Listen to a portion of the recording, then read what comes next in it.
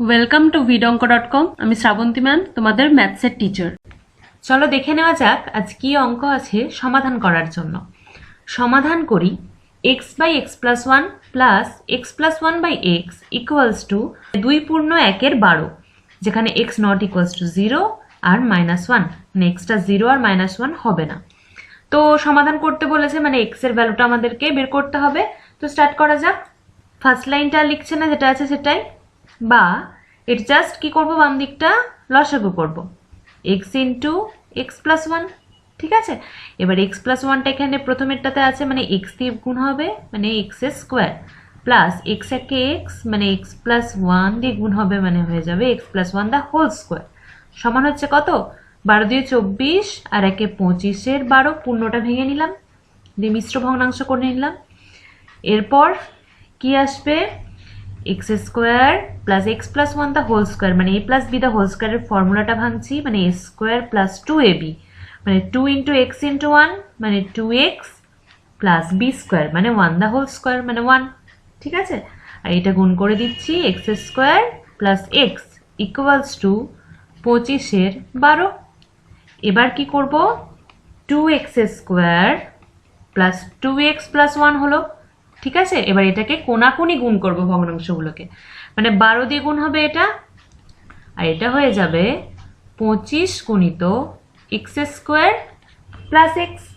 ঠিক আছে, এবার 12 দিয়ে গুণ করলে কত হবে, 12 দুয়ে 24 এক্স স্কোয়ার প্লাস 12 দুয়ে 24 x plus 12 equals to 25 x square plus 25 x. ঠিক আছে, বা কি হবে, ডান দিকের গুলোকে সমস্তটা বাম দিকে নিয়ে চলে আসবো, বা বাম দিকের গুলোকে যদি ডান দিকে নিয়ে চলে যাই, ব্যাপারটা একই, কেননা এটা একটা ইকুয়েশন, মানে সমীকরণ।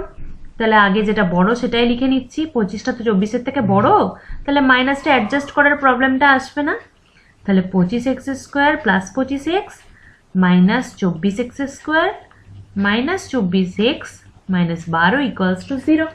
ওকে, বা 25 x square minus 24 x square, মানে একটা এক্স স্কোয়ার থাকবে, প্লাস 25 এক্স মাইনাস 24 এক্স, মানে একটা এক্স থাকবে, আর মাইনাস 12 ইকুয়ালস টু 0।